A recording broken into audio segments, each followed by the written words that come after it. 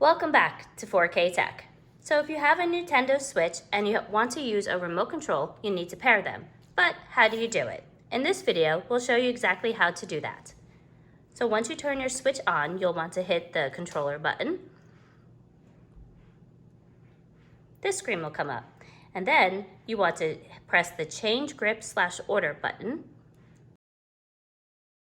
Now, on the back of your remote, you'll want to hold the pairing button down until you see the word paired on the top left, but keep holding it until you see an icon of the remote on the Nintendo Switch screen.